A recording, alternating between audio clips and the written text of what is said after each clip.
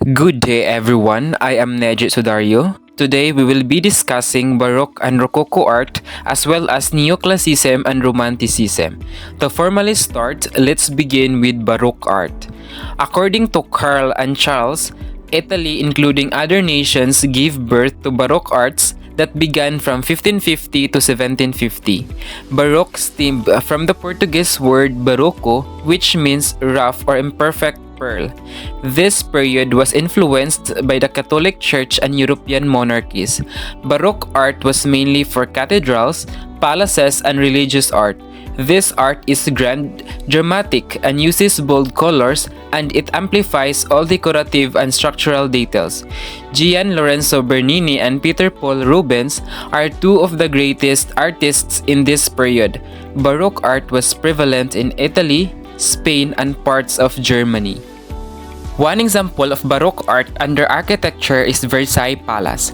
After the Great Royal Entertainment in 1668, Louis XIV entrusted Livao, first architect to the king since 1654, with the extension of the brick and stone palace built by his father Louis XIII. It is located in the city of Versailles, northern France. On the city side, Livao built symmetrical wings around the forecourt in the same style as the stables and servants' wings, but chose white stone to cover the original palace on the garden side. For the new construction, Livao preferred to use Italian-style roofs hidden behind a balustrade decorated with trophies and pots of yew. This style was copied and repeated on the wings by his successor, Jules Hardouin Mansart. It reflects both the beauty and culture of France and its tumultuous history. Another example is the Ecstasy of Saint Teresa. It is a marble and gilded bronze sculpture created by Gian Lorenzo Bernini between 1647 and 1652.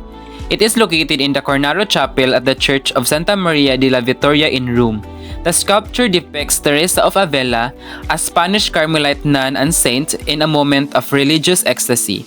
The smiling angel holds a golden spear, symbolizing divine love piercing Teresa's soul. A hidden window illuminates the figures, creating a play of light and shadow, suggesting the presence of God. The sculpture, set in the Cornaro Chapel in Rome, combines realism, drama, and emotion, forming a stunning representation of the saint's vision. One of the most prominent figures during Baroque era is Gian Lorenzo Bernini, an Italian artist who created Baroque style of sculpture. His first sculpture is the baldachin, a ceremonial canopy of stone or metal over an altar. Under Pope Urban VIII, known as Maffeo Barberini, he urged Bernini to paint and to practice architecture. His first commission is to build a symbolic structure over the tomb of St. Peter in St. Peter's Basilica in Rome, which is the baldachin. Baldachin was executed between 1624 and 1633. It was as tall as 4-story building.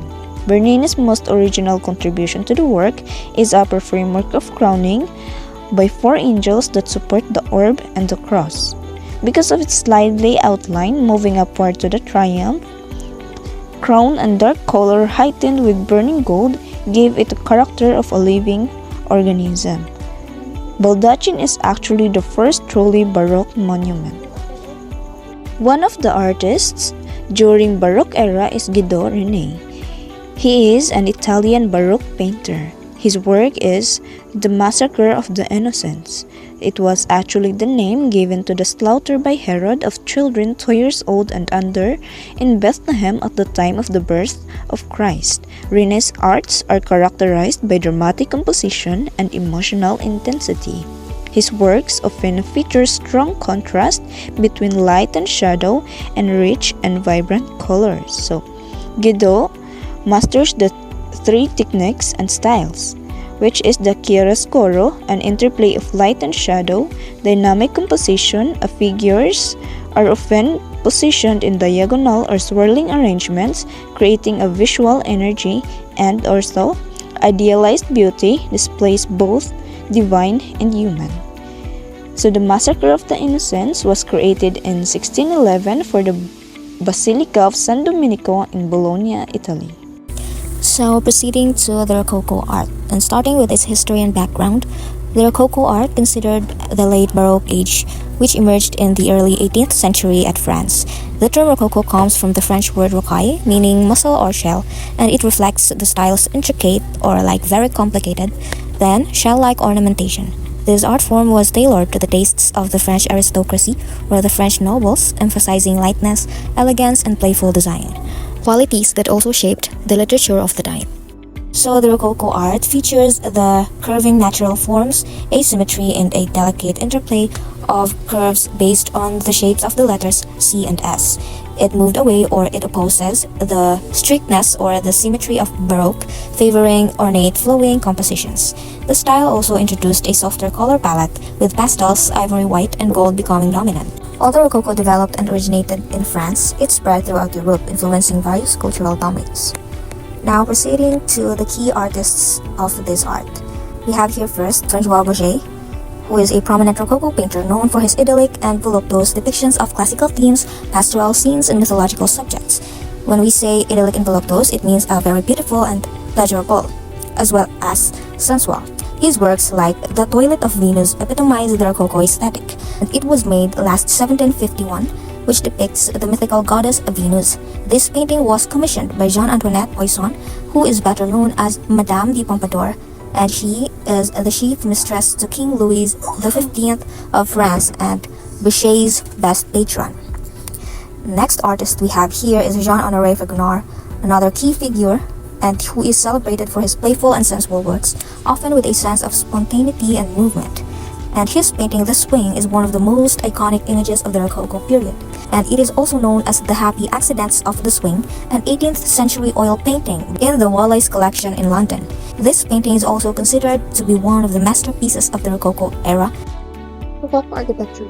Rococo architecture is marked by ornate interiors with extensive use of stucco, mirrors, and gilding. Ceilings are often adorned with frescoes, and rooms are designed to create a sense of intimacy and elegance. One of the examples of Rococo architecture is the Hotel de Soubise designed by Pierre Alexis Delamere, is a significant Cornician monument. Originally a medieval building, it was remodeled into a grand Baroque palace in the early 18th century. Delamere's design features a central courtyard and an imposing Baroque facade, while German Bouffrand later compelled the lavish Rococo interiors, notably the Salon de la Princesse. Initially a residence for the Rohan family, the mansion became part of the French National Archives after the Revolution. Located in the historic Marius district, it exemplifies the transition from Baroque to Rococo styles and remains culturally and historically important. In the Rococo sculpture, known for its lightness, elegance, and playful style, originated in early 18th century France. A key example of Rococo sculpture is the equestrian statue of Prince Elector Frederick William the Great, created by Andreas Schlatter in the late 17th century. This bronze statue commemorates Frederick William's role in shaping Brandenburg Prussia, portraying him as a military leader on horseback, emphasizing power, motion, and grandeur. The state, located near Charlottenburg Palace, symbolizes Prussian strength and influenced future sculptures of military leaders, solidifying its significance in Baroque art. In Rococo literature, themes of romance, wit, and personal pleasure were central, mirroring the carefree, decorative nature of Rococo art. Writers like Pierre de Maribot capture these elements with his plays and novels focusing on love and emotional nuance, often set in idyllic pastoral scenes. The connection between art and literature was strong, as both aimed to delight and charm their aristocratic audiences with refined beauty and emotional depth. In essence, Rococo art's elegance extended beyond the visual to influence the storytelling of its time, creating a unified cultural movement of beauty and pleasure. We will be presenting to you the Neoclassicism period. Neoclassicism period was an artistic movement that emerged in Europe in the late 17th and 18th centuries. It was a reaction against the excesses of the Baroque period and a return to the classical ideas of ancient Greece and Rome. So, this Neoclassicism emphasis on reason, order, and balance.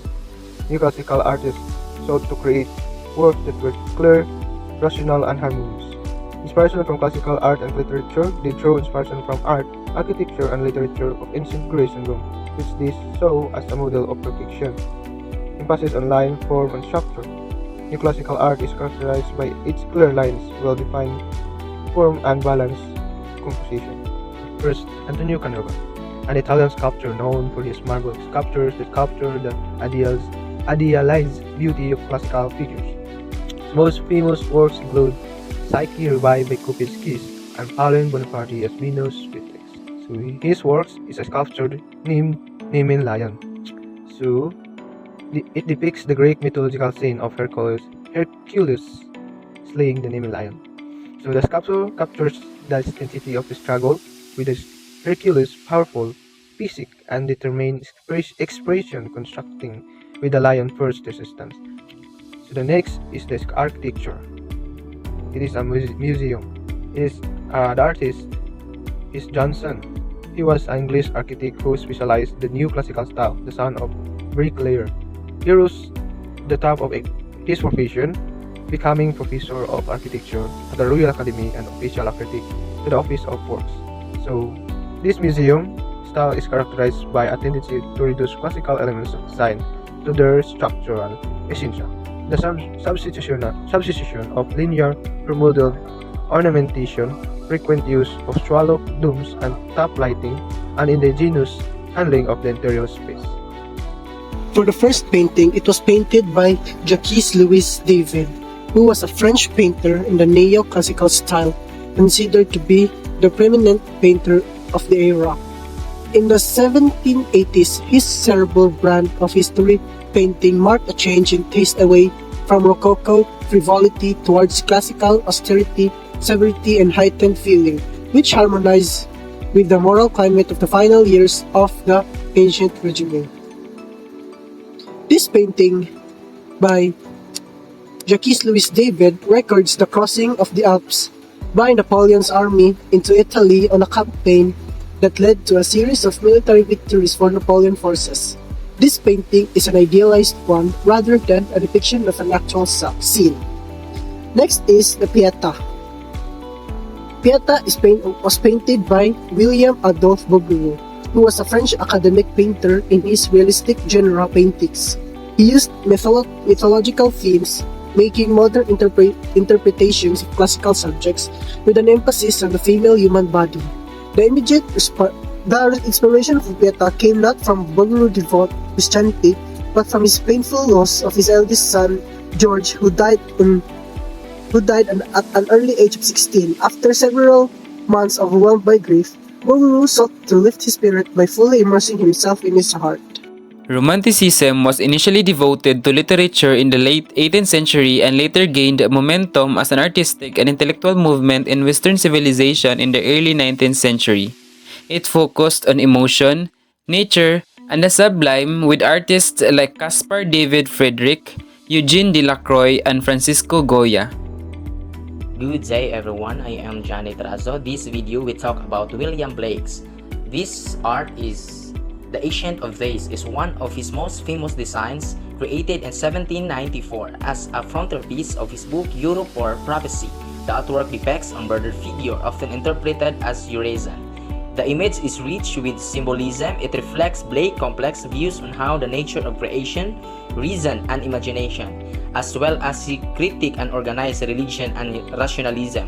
The blend of divine power and creative force in The Ancient of Days remains one of Blake's most iconic visual expression of his philosophical ideas. Wanderer Above the Sea of Fog. This painting is made by Caspar David Friedrich at the Kunsthalle in Hamburg in 1818. It embodies key romantic themes. It represents German Romanticism's unique expression compared to its French and Italian counterparts. So, this was what Caspar David Friedrich's The Wonder Above the Sea of Fog. So, it shows a man confronting the vastness of nature and ultimately God. He is truly in the presence of greatness, and as we look at him as he looks out over the landscape and maybe even thinks about his life and the natural world. The Wrath of the Medusa is a famous painting by Theodore Géricault, completed in 1818 to 1819. The painting is known for its dramatic portrayal of suffering and the human condition. This painting is one of the best paintings in the Romantic era, with considerable scandal and controversy. So this painting is a real-life tragic event which hundreds of soldiers lost their lives. So the artist of this painting study of the body of both living and dead. So as you can see, the painting demonstrates us the dramatic composition, political critique, emotional intensity, and realistic realism. It enormous scopes and dramatic impact immerse spectators in the terrible moment. This has an impact on Romanticism, which emphasize intensely felt and intimate experiences.